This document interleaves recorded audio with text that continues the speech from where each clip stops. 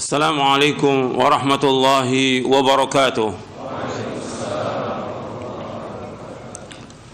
إن الحمد لله نحمده ونستعينه ونستغفره ونعوذ بالله من شرور أنفسنا ومن سيئات أعمالنا. من يهده الله فلا مضل له ومن يضلل فلا هادي له. أشهد أن لا إله إلا الله وحده لا شريك له وأشهد أن محمدا عبده ورسوله. يا أيها الذين آمنوا اتقوا الله حق تقاته ولا تموتن إلا وأنتم مسلمون. يا أيها الناس اتقوا ربكم الذي خلقكم من نفس واحدة وخلق منها زوجها وبث منهما رجالا كثيرا ونساء واتقوا الله الذي تساءلون به والأرحام إن الله كان عليكم رقيبا. يا أيها الذين آمنوا اتقوا الله وقولوا قولا سديدا يصلح لكم أعمالكم ويغفر لكم ذنوبكم ومن يطع الله ورسوله فقد فاز فوزا عظيما. أما بعد فإن أصدق الحديث كتاب الله وخير الهدي هدي محمد صلى الله عليه وعلى آله وسلم وشر الأمور محدثاتها وكل محدثة بدعة وكل بدعة ضلالة وكل ضلالة في النار. Ayyuhal ikhwah, a'azakumullah, kepada jamaah yang hadir, ikhwan dan akhwat yang mudah-mudahan dirahmati oleh Allah Ta'ala, dan kepada seluruh kaum muslimin yang mendengarkan kajian ini yang mudah-mudahan dirahmati oleh Allah Ta'ala.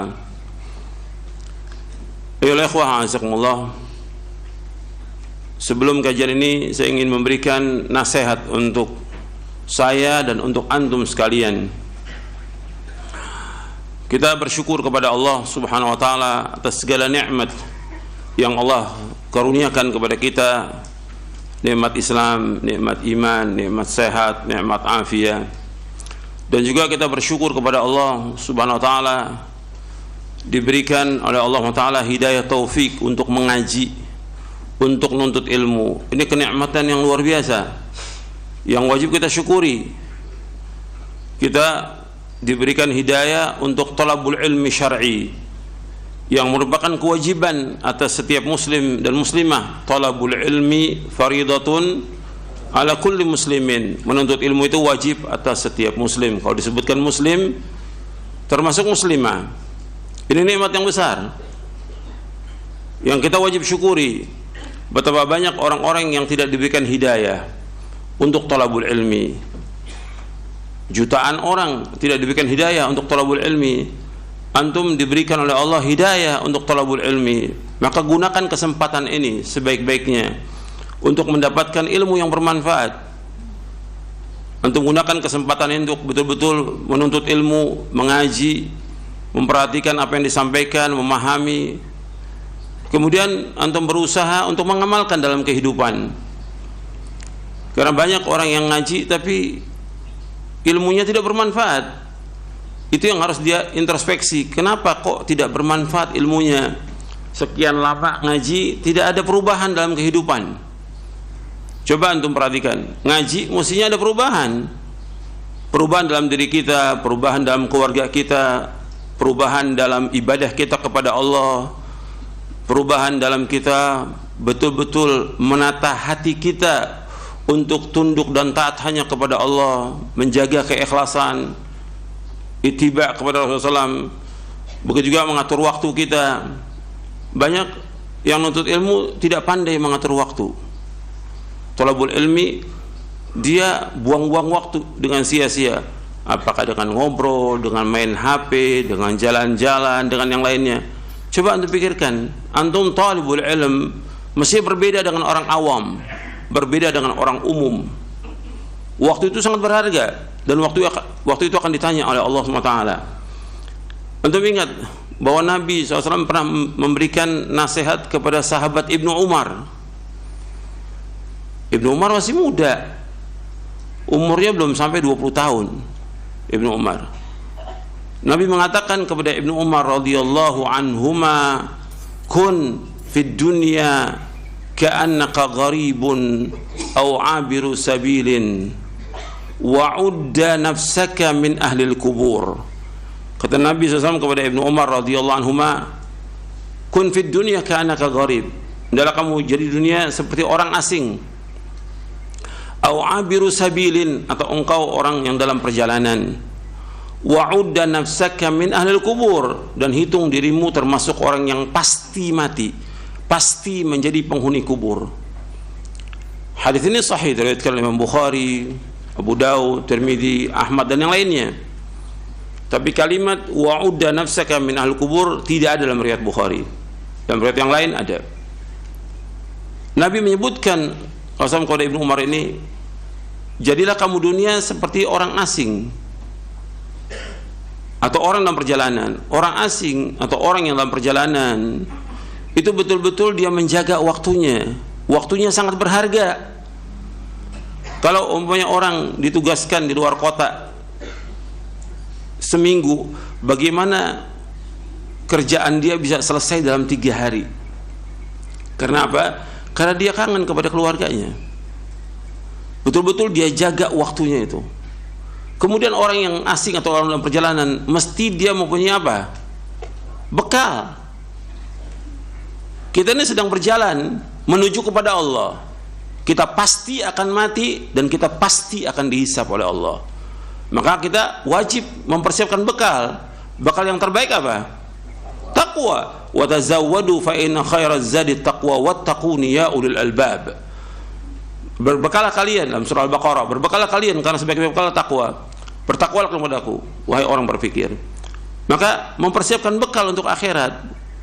Dengan apa? Dengan takwa kepada Allah. Dengan apa? Dengan melaksanakan ketaatan kepada Allah, menjauhkan maksiat, dengan melaksanakan amal-amal soleh sebanyak-banyaknya, dengan ikhlas dan ittiba. Dan juga gunakan waktu kita sebaik-baiknya. Ini waktu kita banyak yang terbuang, luar biasa waktu ini, terbuang dengan sia-sia. Banyak yang dipakai buat HP aja itu berapa jam itu? Itu HP. Buat nonton, nggak ada manfaat sama sekali. Ini waktu yang terbuang untuk jalan-jalan segala macam. Waktu ini berharga. Setiap detik kita, setiap menit kita akan ditanya oleh Allah.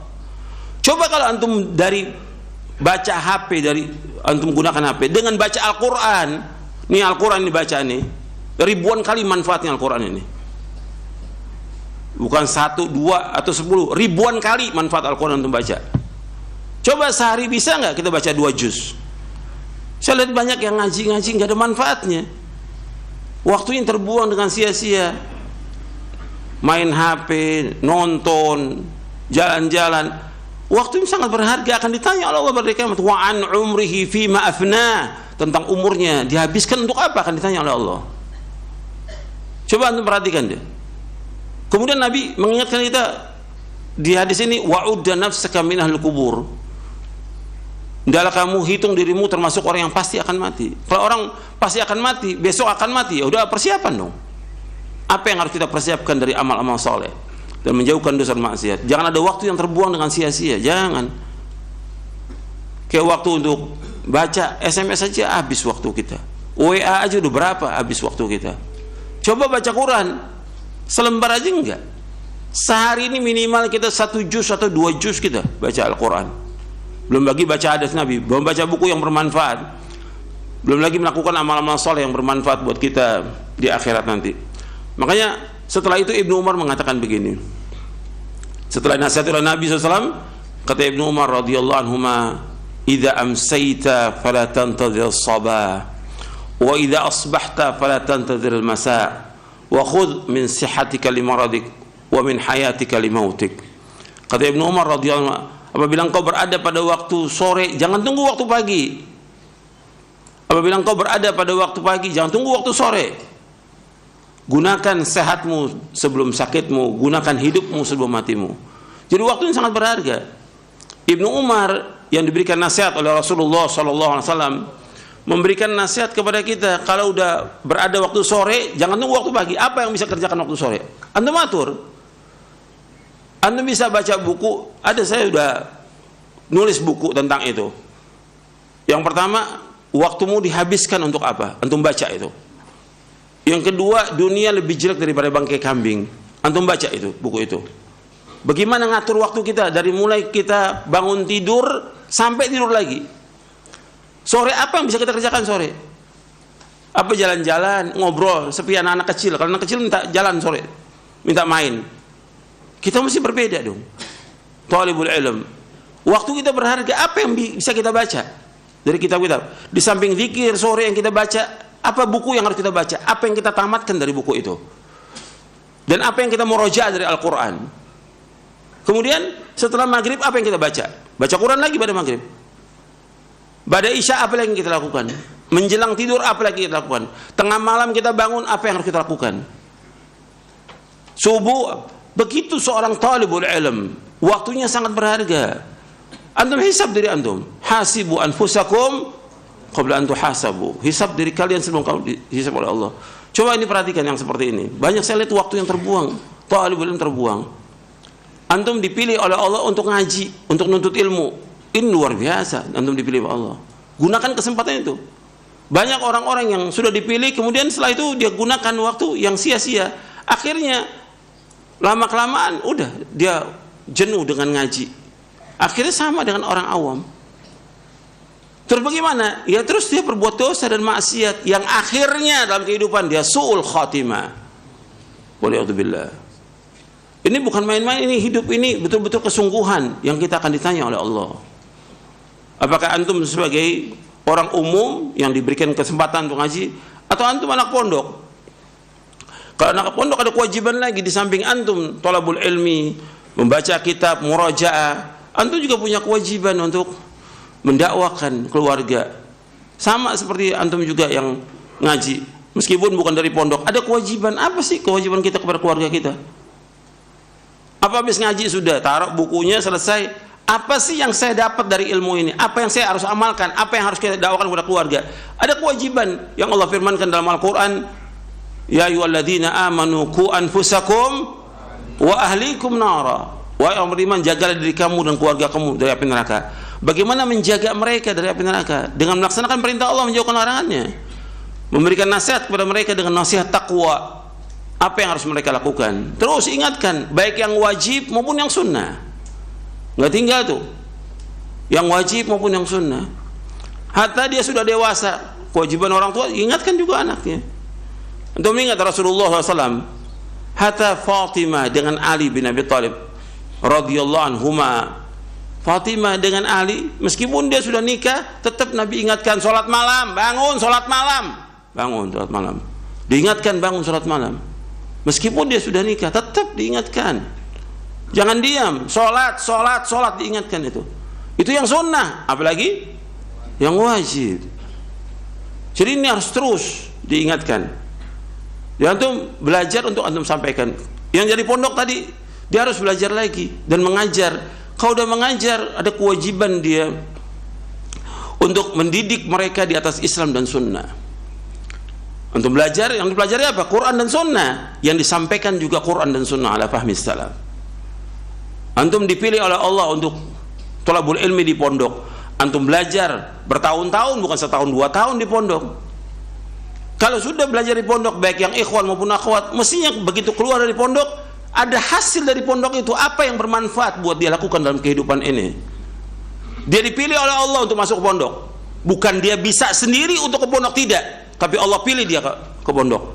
Sama seperti anak-anak yang belajar di Madinah. Dia bisa ke Madinah bukan karena kehebatan dia, tapi Allah pilih dia untuk belajar di Madinah agar dia di sana belajar agama, kemudian dia pulang mendakwahkan Islam ini, Al-Quran wa sunnah al-fahmi salaf.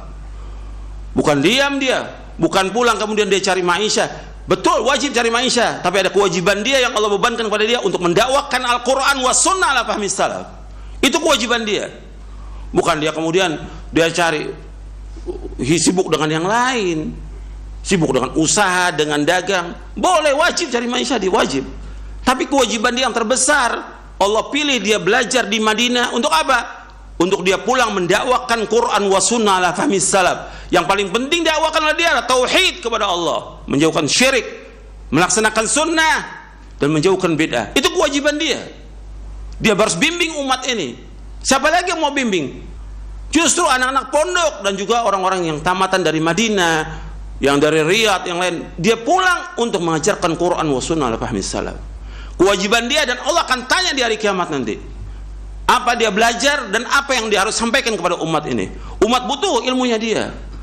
Allah sebutkan dalam Al-Quran bahwa dia belajar nuntut ilmu itu sama dengan jihad, yang Allah sebutkan dalam surah At-Taubah di ayat 122, wa ma kana al-mu'minuna liyanfiru kaffah falaula nafara min kulli firqatin minhum ta'ifatun liyatafaqahu fid din wa liyunziru qaumahum idza raja'u ilaihim la'allahum yahdharun. Allah sebutkan dalam surah At-Taubah di ayat 122, wa ma kana al-mu'minuna liyanfiru kaffah, tidak patut orang mukmin semuanya pergi berperang jihad. Falaula nafara min kulli firqatin minhum ta'ifatun liyatafaqahu fid din. Mesti ada dari setiap golongan, setiap kelompok orang yang belajar agama, menuntut ilmu. Artinya orang yang belajar agama, menuntut ilmu disamakan oleh Allah dengan apa? Jihad fisabilillah. Untuk apa? Untuk tafaqquh fid din, belajar agama, memahami agama Al-Qur'an wa sunnah ala fahmi salaf. Setelah itu apa kewajiban dia? Apa kewajibannya? Setelah tafaqquh fi din apa? Waliyunziru qaumahum idza raja'u ilaihim wa la'allahum yahzarun. Dalam surah At-Taubah di ayat 122. Jadi agar mereka setelah itu mengancam kaumnya, pulang ini bukannya main-main, bukannya kerja yang lain, tapi apa tugasnya dia? Waliyunziru qaumahum idza raja'u ilaihim la'allahum yahdharun, agar mereka mengancam kaum mereka apabila mereka kembali, dan agar mereka berhati-hati kaumnya. Jadi kewajibannya dia, ada kewajiban dia belajar di pondok, dia belajar di Libya, dia belajar di Madinah, dia belajar di Yaman, pulang ini untuk mendakwahkan Quran wa sunnah ala fahmi salaf. Itu kewajibannya dia terus, dan gak boleh berhenti. Siang dan malam dia dakwakan, itu kewajibannya dia. Karena Allah pilih dia untuk belajar, maka dia kewajiban, dan ganjarannya besar yang luar biasa. Selama dia dakwakan, selama itu dapat mengalir pahalanya. Man dalla ala khairin kafa'ili, barang siapa menunjukkan orang berkebaikan, dia akan dapat ganjaran terus. Man da'a ila hudan kana lahu minal ajri mithla ujuri man tabi'ahu min ghairi an qusa min ujurihim syai'. Kata Nabi SAW dalam hadis riwayat Muslim, barang siapa mengajak orang pada petunjuk, maka dia dapat ganjaran, terus dapat ganjaran orang-orang yang mengikutinya, dan tidak kurang sedikit pun juga. Ini kewajiban. Jadi jangan ditinggalkan. Kepada yang ngaji tetap harus introspeksi, merubah, artinya kepada kebaikan. Kalau kita nggak berusaha untuk merubah, siapa lagi? Kita jadi contoh. Yang belajar di pondok juga demikian, yang belajar di Madinah juga demikian. Antum kewajiban mendakwakan Quran wa sunnah al-fahmi salaf. Terjun di masyarakat, dakwakan kepada umat ini agar umat paham. Jutaan orang yang tidak paham tentang agama, jutaan. Dan itu kewajiban kita. Apa kita mau biarkan mereka dalam kegelapan, dalam zulumatul jahal, zulumatul syirik wa zulumatul bidah? Mereka dalam kegelapan kebodohan, kegelapan syirik, kegelapan bidah. Kewajiban kita untuk memberikan cahaya kepada mereka. Dan itu tanggung jawab kita, dan akan ditanya di hari kiamat nanti. Makanya perhatikan itu, bahwa ada kewajiban kita yang harus kita sampaikan. Tapi tetap sebelum kita melangkah untuk mendakwakan orang lain, kita dakwakan diri kita dulu. Dakwakan keluarga kita, ku anfusakum wa ahlikum nara. Kemudian dakwakan sanak kerabat kita, wa anzir ashiratakal aqrabin. Ancam keluarga kita yang terdekat, semua keluarga kita ancam. Dakwakan mereka agar mereka paham tentang agama ini. Karena itu kewajiban kita. Kita nggak bisa diam. Siang malam apa yang bisa kita lakukan untuk mereka? Ini kewajiban, dan antum dapat ganjaran besar. Karena tujuan hidup kita, puncak cita-cita seorang mukmin adalah apa? Sorga. Gitu. Dan itu harus dicapai. Bagaimana caranya untuk bisa mendapatkan ini? Jadi harus, waktu itu sangat berharga, antum gunakan kesempatan. Jangan udah nuntut ilmu masih main HP, masih buang-buang waktu, masih nonton, tengah malam masih nonton. Apa manfaatnya antum belajar? Apa manfaatnya antum belajar? Mestinya antum baca Quran tengah malam, antum baca buku yang bermanfaat, antum bangun tengah malam, antum tahajud, antum doa kepada Allah. Manfaat. Jadi harus apa yang kita kerjakan yang bermanfaat. Jangan kita jadi orang yang tidak bermanfaat, jangan. Kata Nabi SAW, khairun nas anfa'um linnas, sebaik-baik manusia yang bermanfaat buat orang lain. Bukan untuk diri kita sendiri, jangan. Apa yang bermanfaat? Kita harus bermanfaat. Ilmu kita harus bermanfaat, dakwah kita bermanfaat, harta kita bermanfaat untuk umat ini. Harus bermanfaat buat umat. Nggak boleh kita ngurus diri kita sendiri. Nggak, semua orang harus bermanfaat dengan apa yang ada pada kita. Jadi kita orang yang mubarak. Wa ja'alani mubarakan aina ma kuntu. Dan Allah jadikan aku sebagai orang yang berkah di mana aku berada. Barokah dia. Di mana dia berada, manfaat hidupnya. Antum harus jadi seperti itu. Talibul ilmu bermanfaat buat dirinya, bermanfaat buat istrinya, bermanfaat buat anaknya, bermanfaat buat orang tuanya, bermanfaat buat tetangganya, bermanfaat buat umat. Antum harus jadi orang yang bermanfaat. Jangan jadi sia-sia, jangan. Jangan berbuat dosa dan maksiat, tinggalkan semuanya. Kita harus jadi orang yang baik. Dengan ngaji ini ingin jadi orang baik, jadi orang yang bertakwa, jadi orang yang saleh, dan juga muslih. Bukan hanya saleh, tapi muslih, memperbaiki orang lain. Jelas sampai sini? Mudah-mudahan bermanfaat. Wassallallahu Nabi Muhammad. Sekarang kita lanjutkan kajian kita.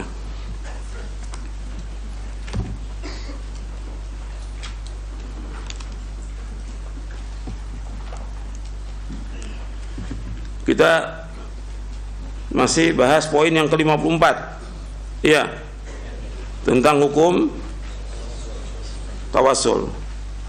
Kemarin sudah kita bahas bahwa tawassul itu ada yang masyru', ada yang bid'ah, ada yang syirik. Yang masyru' sudah kita bahas. Sekarang kita masuk yang kedua, yaitu tentang tawassul yang bid'ah.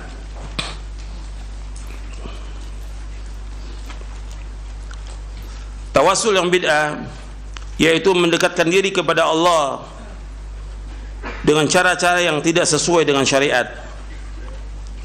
Tawassul yang bid'ah ini ada beberapa macam.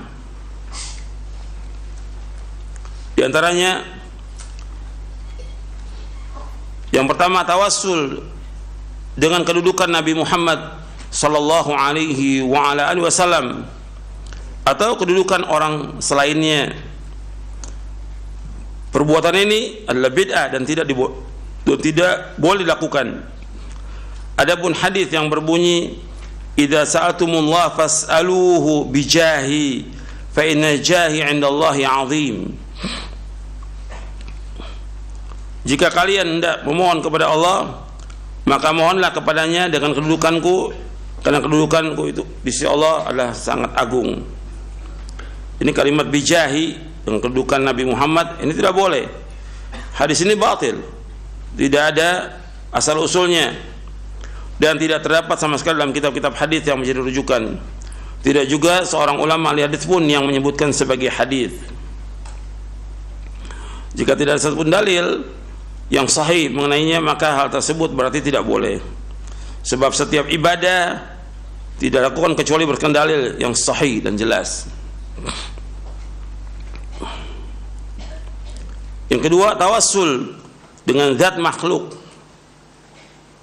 Jika dimaksudkan seseorang bersumpah dengan makhluk dalam meminta kepada Allah SWT, maka tawassul ini seperti bersumpah dengan makhluk tidak dibolehkan. Sebab sumpah makhluk terhadap makhluk tidak dibolehkan. Bahkan hal itu termasuk syirik. Sebagaimana disebutkan dalam hadis, man halafa bi ghairi faqad kafara aw asyrak. Barang siapa yang bersumpah dengan selain nama Allah, maka dia telah kufur atau dia telah berbuat syirik.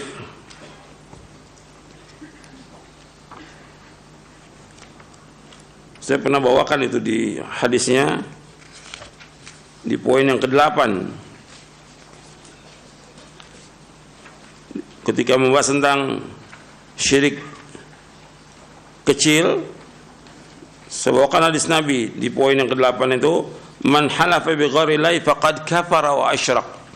Barang siapa bersumpah dengan selain nama Allah, maka ia telah berbuat kufur atau syirik. Hadis ini sahih, diriwayatkan oleh Imam Tirmidzi, Ahmad dan Hakim dari sahabat Abdullah bin Umar radhiyallahu anhuma. Ya, tawassul dengan zat makhluk untuk bersumpah dengan makhluk tidak dibolehkan, dan ini termasuk kufur dan syirik, tidak boleh.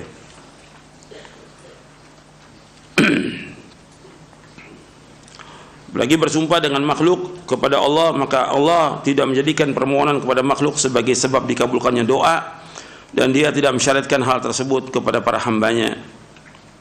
Artinya dia bersumpah dengan nama makhluk yang dia minta kepada Allah Subhanahu wa taala, ini tidak dibenarkan. Bersumpah harus dengan nama Allah, tidak boleh dengan makhluk. Tidak boleh dengan nama Nabi Muhammad, tidak boleh. Dengan nama Ka'bah juga nggak boleh. Dia bersumpah harus dengan nama Allah, demi Allah. Wallahi, tallahi, billahi. Nggak boleh dia bersumpah dengan nama Nabi Muhammad SAW atau dengan Ka'bah atau dengan yang lain, nggak boleh. Harus dengan nama Allah. Yang ketiga, tawassul dengan hak makhluk. Tawassul ini pun tidak dibolehkan karena dua alasan. Pertama, bahwa Allah Azza wa Jalla tidak mewajibkan bahwa Allah Azza wa Jalla tidak wajib memenuhi hak atas seseorang, tetapi justru sebaliknya, Allah lah yang menganugerahi hak tersebut kepada makhluknya. Sebagaimana Allah berfirman, wa kana haqqan 'alaina nasrul mu'minin, dan merupakan hak kami untuk menolong orang-orang yang beriman. Orang yang taat berhak mendapatkan balasan kebaikan dari Allah karena anugerah dan nikmat, bukan karena balasan setara sebagaimana makhluk dengan makhluk yang lainnya. Artinya, kalau Allah itu punya hak, haknya Allah itu bukan seperti kita, bahwa kita wajib melaksanakan hak kepada orang lain atau wajib melaksanakan hak kepada Allah. Tapi hak Allah itu merupakan anugerah, pemberian, nikmat kepada hambanya. Karena Allah tidak terkena hukum wajib, tidak. Yang terkena hukum wajib dan yang lainnya adalah siapa? Makhluk. Gitu.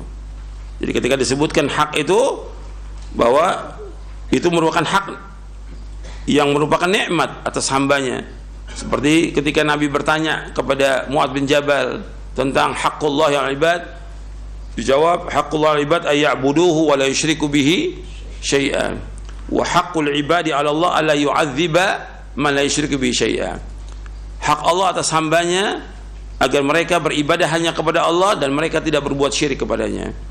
Dan hak Allah atas hambanya, ya hak Allah, hak hamba atas Allah, yaitu Allah tidak akan mengazab orang yang tidak berbuat syirik. Kalimat Allah tidak akan mengazab ini merupakan nikmat, karunia, gitu. Bukan merupakan kewajiban, gitu. Jadi Allah tidak wajib memenuhi hak atas seseorang, tidak, gitu. Tapi justru sebaliknya, Allah yang menganugerahkan hak tersebut kepada makhluknya. Wa kana haqqan 'alaina nasrul mu'minin. Di antara contohnya itu, dua contoh sudah. Yang pertama ayat ini, yang kedua hadis Nabi, wa haqqul ibadi 'ala Allah alla yu'adziba man la yusyriku bihi syai'a. Dan hak hamba atas Allah, Allah enggak akan mengazab orang yang tidak menyekutukannya dengan sesuatu pun juga. Jadi orang yang taat berhak mendapatkan balasan kebaikan dari Allah. Karena apa? Anugerah dan nikmat. Jadi Allah memberikan balasan karena anugerah dan nikmat Allah Ta'ala kepada mereka. Seperti orang masuk surga. Dengan apa masuk surga? Dengan apa? Rahmatnya Allah. Amal merupakan sebab untuk masuk surga, tapi untuk masuk ke dalam surganya dengan sebab apa? Rahmat Allah. Karena kalau dibandingkan antara amal dia dengan nikmat yang Allah berikan kepada hambanya, sebanding atau tidak? Tidak. Ini orang beramal 1000 tahun, kemudian dibandingkan dengan nikmat Allah yang Allah berikan dari mulai dia lahir sampai dia meninggal, sebanding nggak antara ibadah 1000 tahun dengan nikmat itu? Nggak sebanding. Jadi amal sebagai sebab untuk masuk surga, dan ini sudah kita bahas di buku ini, sudah kita bahas. Tapi untuk masuk surganya dengan rahmat Allah, itu anugerah. Sama seperti Allah memberikan ganjaran, pahala, kebaikan, merupakan anugerah. Jadi kita nggak punya hak untuk tawassul dengan haknya makhluk, sehebat apapun makhluk itu. Ya Allah, saya minta dengan haknya Nabi Muhammad, dengan haknya nggak bisa. Karena yang punya hak itu adalah Allah Subhanahu wa Ta'ala. Yang menganugerahkan hak atau nikmat itu adalah Allah Ta'ala. Yang kedua, hak yang dianugerahkan Allah Azza wa Jalla kepada hambanya merupakan hak khusus bagi diri hamba tersebut dan tidak ada kaitannya dengan orang lain dalam hak tersebut. Jika ada yang bertawassul dengannya padahal dia tidak mempunyai hak, berarti dia bertawassul dengan perkara yang asing yang tidak ada kaitannya antara dirinya dengan hal tersebut, dan itu tidak bermanfaat untuknya sama sekali. Adapun hadis as'aluka bihaqqis sa'ilin, aku mohon kepadamu dengan haknya orang-orang yang memohon, hadis ini dhaif. Hadis ini lemah. Sebagian diriwayatkan oleh Imam Ahmad. Lafaz ini lafaz Ahmad dan Ibnu Majah. Dalam sanad hadis ini terdapat seorang perawi bernama Atiyah Al-Ufi dari Abu Sa'id Al-Khudri radhiyallahu anhu. Atiyah Al-Ufi adalah seorang perawi yang dhaif, seperti yang dikatakan oleh Imam An-Nawawi rahimahullah dalam kitabnya Al-Adhkar. Syekhul Islam Ibnu Taimiyah rahimahullah berkata dalam kitabnya Al-Qa'idatul Jalilah. Begitu juga Imam Az-Zahabi dalam kitabnya Mizanul I'tidal. Bahkan juga dikatakan dalam kitab Ad-Du'afa bahwasanya Atiyah Al-Ufi disepakati kedhaifannya. Begitu juga dijelaskan oleh Imam Al-Hafidz Al-Haythami dalam kitabnya Majma'uz Zawaid. Jadi hadis ini nggak bisa dipakai sebagai hujjah. Jadi tawasul yang bid'ah ini banyak dilakukan oleh kaum muslimin. Seperti yang antum juga sudah hafal. Ya Rabbi bil Mustafa baligh maqasidana. Ya Rabbi bil Mustafa. Ya Allah, dengan perantaraan Nabi Muhammad sampaikan maksud kami. Ini nggak boleh. Dan nggak pernah ada sahabat melakukan demikian, tidak pernah ada. Gitu. Jadi kalau kita mau berdoa langsung kepada Allah, karena Allah memerintahkan demikian. Wa qala rabbukum ud'uni astajib lakum. Disuruh langsung untuk berdoa kepada Allah. Dan Allah dekat dengan kita. Wa idza sa'alaka ibadi anni fa inni qarib. Jadi Allah itu dekat. Yang kita berdoa langsung kepada Allah tanpa perantara. Kemudian kita masuk yang ketiga, tawasul yang syirik. Tawasul yang syirik adalah menjadikan perantara orang yang sudah mati atau selainnya dalam ibadah sebagai objek ibadah dengan tujuan mendekatkan diri kepada Allah, seperti berdoa kepada mereka, meminta hajat kepada mereka, atau mohon pertolongan kepada mereka. Allah Ta'ala berfirman, ala lillahi dinul khalis walladzina ittakhadhu min dunihi awliya ma na'buduhum illa liyuqarribuna ila Allahi zulfa innallaha yahkumu bainahum fima hum fihi yakhtalifun innallaha la yahdi man huwa kadzibun kafar. Ingatlah, hanya milik Allah agama yang murni dari syirik ini. Dan orang-orang yang mengambil pelindung selain Allah berkata, kami tidak menyembah mereka melainkan berharap agar mereka mendekatkan kami kepada Allah dengan sedekat-dekatnya. Sungguh Allah akan memberi putusan di antara mereka tentang apa yang mereka persesikan. Sungguh Allah tidak memberi petunjuk kepada pendusta dan orang-orang yang sangat ingkar. Artinya Allah menyebutkan di sini bahwa agama itu milik Allah. Agama yang murni itu milik Allah. Jadi wajib kita melaksanakan agama ini dengan mentauhidkan Allah, menjauhkan segala macam perbuatan syirik. Baik itu syirkun akbar maupun syirkun asghar. Kita betul-betul harus memurnikan keikhlasan kepada Allah. Kemudian orang-orang yang mengambil Tuhan-Tuhan selain Allah, mengambil pelindung kepada selain Allah, mereka mengatakan kami tidak menyembah mereka, nggak menyembah kubur, patung atau yang lain yang mereka anggap sebagai Tuhan. Kami nggak menyembah mereka, tapi untuk mendekatkan diri kami kepada Allah dengan sedekat-dekatnya. Jadi mereka menjadikan patung dan kubur itu sebagai apa? Sebagai perantara menuju kepada Allah. Dan ini ketika Allah menyebutkan tentang masalah ini, perbuatan mereka ini benar atau salah? Salah. Perbuatan mereka syirkun akbar, syirik yang paling besar.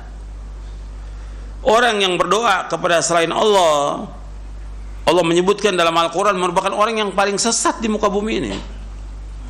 Orang yang berdoa kepada selain Allah merupakan orang yang paling sesat di muka bumi ini.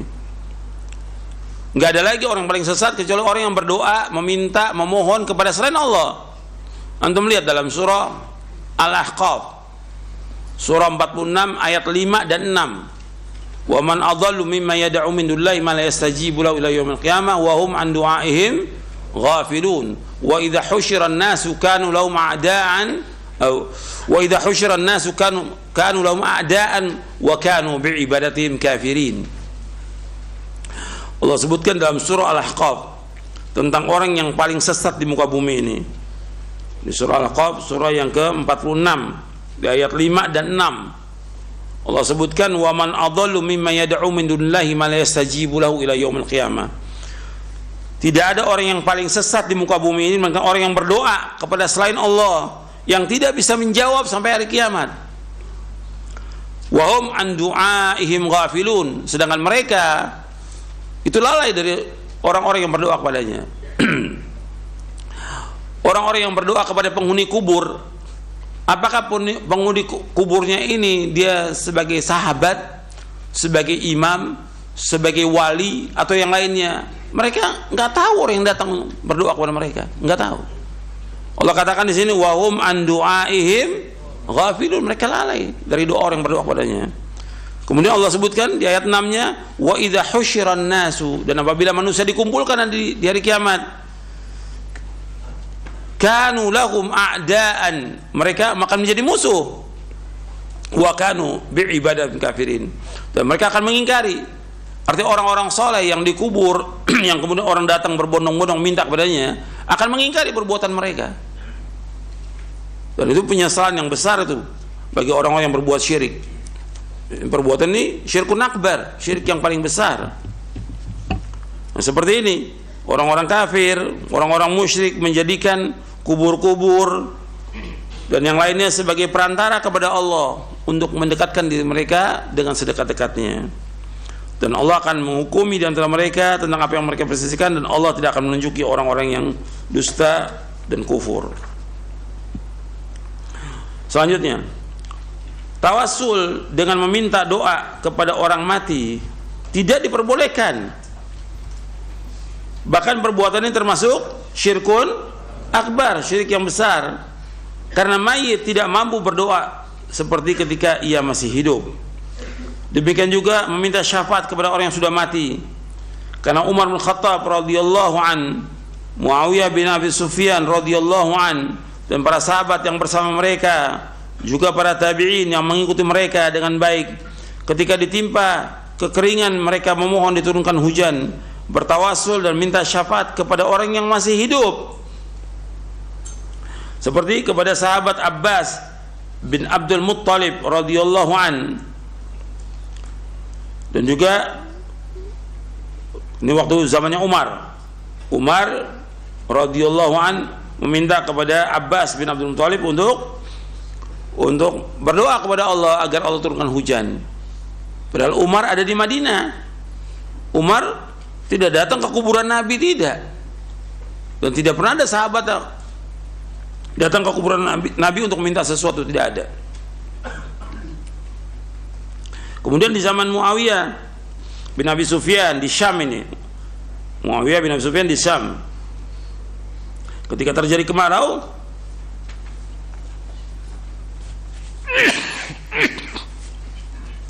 beliau datang kepada Yazid bin Al-Aswad Al-Jurashi, termasuk tokohnya tabi'in, termasuk tokoh tabi'in yang ada di Syam.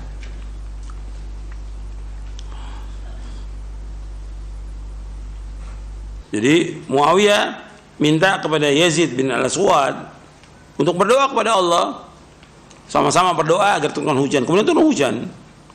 Mereka tidak bertawassul, tidak meminta syafaat, memohonkan diturunkan hujan melalui Nabi Muhammad SAW, tidak, baik di kuburan beliau ataupun di kuburan orang lain, tetapi mereka mencari pengganti dengan orang yang masih hidup. Makanya Umar bin Khattab radhiyallahu an mengatakan, seperti disebutkan dari sahabat Anas radhiyallahu an, kata sahabat Anas, ketika terjadi kemarau, maka Umar bin Khattab radhiyallahu an itu meminta kepada Abbas bin Abdul Thalib untuk berdoa Maka Umar mengatakan begini, Allahumma inna kunna natawassalu ilaika binabiyyina fatasqiyana wa inna natawassalu ilaika bi'ammi nabiyyina fasqina. Qala fayusqaun. Artinya ada di sini artinya. Umar bin Khattab berkata, ya Allah, dahulu kami bertawassul kepadamu dengan perantaraan nabimu sehingga engkau menurunkan hujan kepada kami, dan kini kami bertawassul kepadamu dengan perantaraan paman kami, paman nabi kami, karena itu turunkanlah hujan kepada kami. Kata Anas, lalu Allah turunkan hujan. Nanti Anda bisa lihat lafadznya di Sahih Bukhari di hadis nomor 1010 dari sahabat Anas. Mereka menjadikan Abbas sebagai pengganti dalam tawassul ketika mereka tidak lagi bertawassul kepada Nabi Muhammad SAW sesuai dengan yang disyariatkan sebagaimana yang telah mereka lakukan sebelumnya. Padahal sangat mungkin bagi mereka untuk datang ke kubur Nabi dan bertawassul melalui beliau jika memang hal itu dibolehkan. Dan mereka para sahabat meninggalkan praktek-praktek tersebut merupakan bukti tidak diperbolehkan bertawassul dengan orang mati. Tidak boleh. Baik meminta doa maupun syafaat kepada mereka. Seandainya saja meminta doa atau syafaat baik kepada orang mati maupun yang masih hidup itu sama saja, tentu mereka tidak berpaling dari Nabi Muhammad SAW kepada yang lebih rendah derajatnya. Jelas Abbas itu derajatnya lebih rendah dari Nabi Muhammad SAW. Abbas bin Abdul Muttalib radhiyallahu an. Kalau seandainya boleh tawassul dengan orang yang sudah mati, mestinya sahabat Umar datang kepada siapa? Kepada Rasulullah, kepada Nabi. Tapi tidak boleh. Tidak boleh meminta kepada orang sudah mati, dan tidak boleh jadikan orang mati sebagai perantara kepada Allah. Tidak boleh. Tidak boleh. Wa ma yastawil ahya wal amwat innallaha yusmi'u man yasha wa ma anta bimusmi' man fil qubur. Tidak sama orang yang hidup dengan orang yang mati. Engkau tidak akan bisa memberikan pendengaran. Sesungguhnya Allah memberikan pendengaran kepada siapa yang Allah kehendaki, dan engkau tidak bisa memberikan pendengaran kepada orang yang dikubur. Dan mereka mengatakan bahwa Nabi dan orang-orang soleh juga masih hidup, seperti orang yang mati syahid juga hidup. Betul, disebutkan bahwa para Nabi itu hidup di kubur mereka. Tapi yang harus diperhatikan, hidupnya mereka berbeda dengan kehidupan apa? Dunia. Ini alam apa? Barzakh. Sudah nggak akan kembali. Wa min waraihim barzakhun ila yaumil. Tentang bagaimana kehidupan di dalam kubur itu kita nggak tahu. Kehidupan para nabi dalam kubur kita nggak tahu. Sebagaimana juga kehidupan orang yang mati syahid itu juga Allah sebutkan dalam Al-Quran apa? Ahya yurzaqun, hidup dan diberikan rezeki. Bagaimana kita nggak tahu. Ghaib bagi kita. Nabi nggak pernah jelaskan sama sekali. Tapi yang jelas syariatnya bahwa kita diperintahkan untuk berdoa kepada siapa? Kepada Allah langsung. Tidak boleh orang berdoa kepada Nabi, nggak boleh. Nggak boleh. Karena Nabi sudah apa? Sudah meninggal. Nggak boleh. Doa ini masuk ibadah atau bukan? Ibadah. Nggak boleh orang berdoa kepada selain Allah, tidak boleh. Makanya ketika Rasulullah SAW meninggal dunia, itu ya sahabat karena saking cintanya kepada Rasulullah SAW kaget mereka. Mereka tahu semua pasti mati, tahu dan hafal ayat Al-Quran mereka, tapi kaget gitu, karena saking cintanya.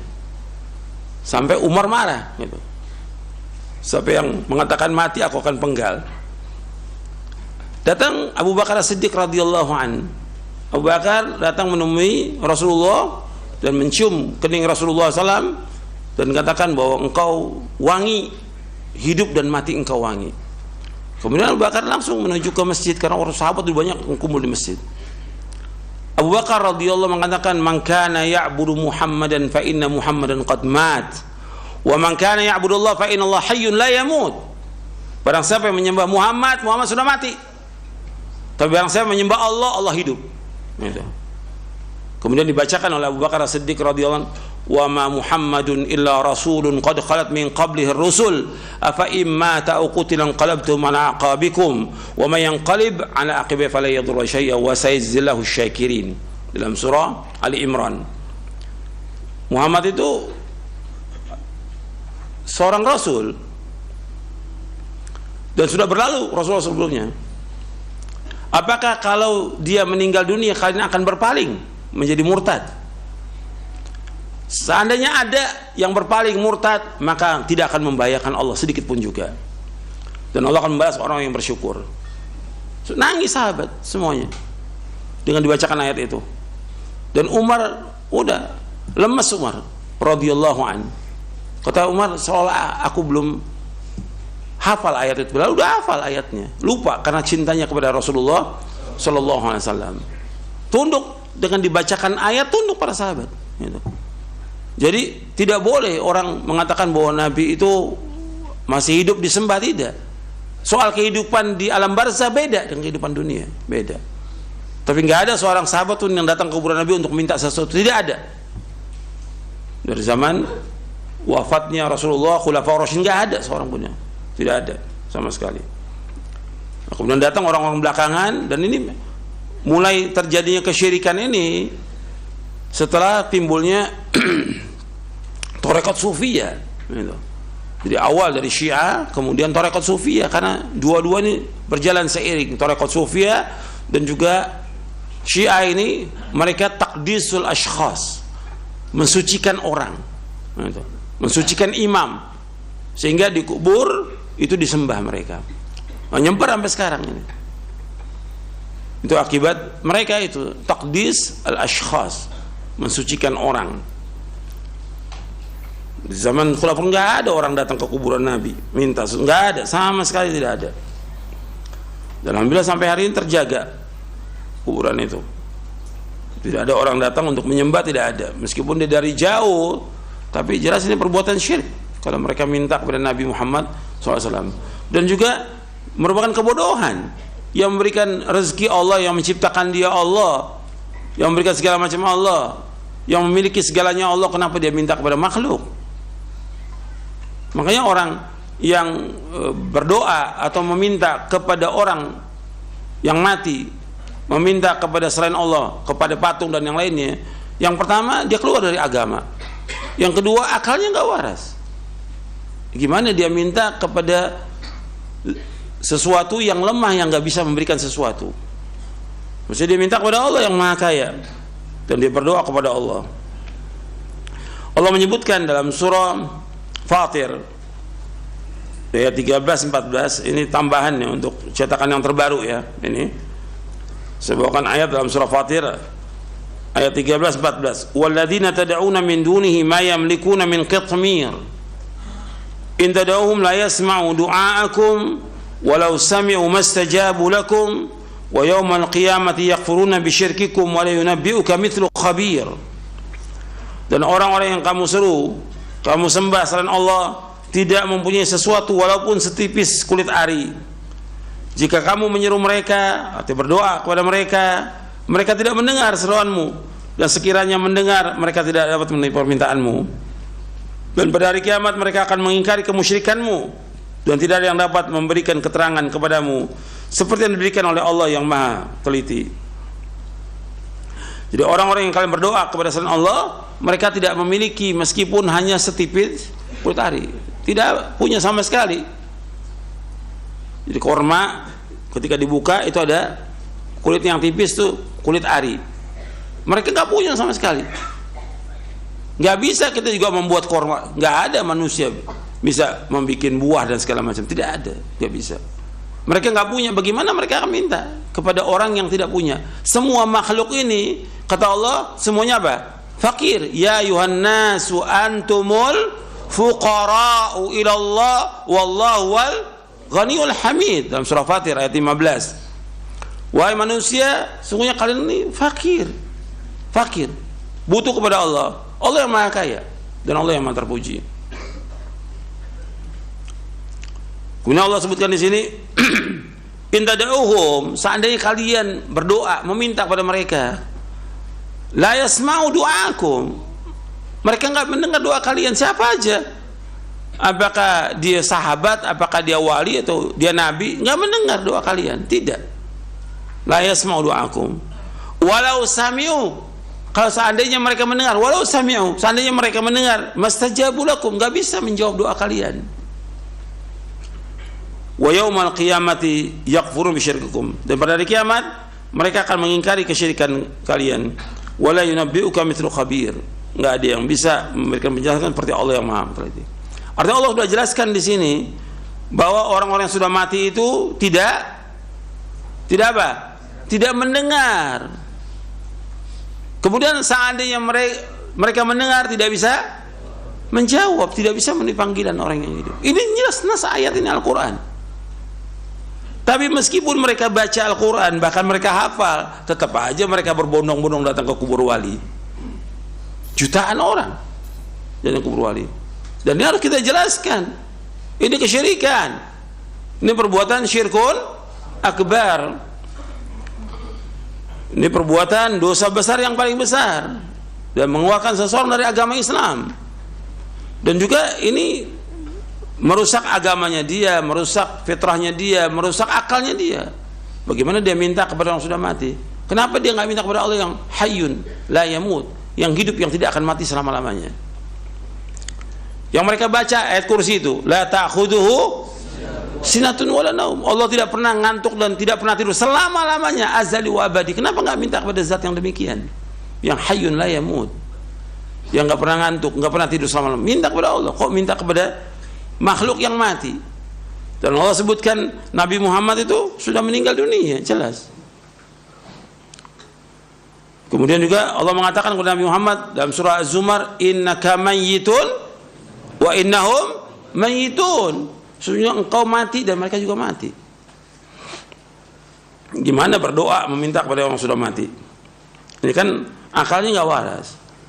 Tapi yang seperti ini masih dilakukan. Yang seperti ini masih dilakukan oleh sebagian kaum muslimin di kubur-kubur yang dianggap keramat dan lainnya, di kubur-kubur wali masih jutaan itu. Ya, sampai di sini kajiannya mudah bermanfaat untuk saya dan untuk sekalian. Kurang lebihnya saya mohon maaf. Wassalamualaikum Muhammadin sallallahu alaihi wasallam. Subhanakallahumma bihamdik asyhadu an la ilaha illa anta astaghfiruka wa atubu ilaik. Assalamualaikum warahmatullahi wabarakatuh.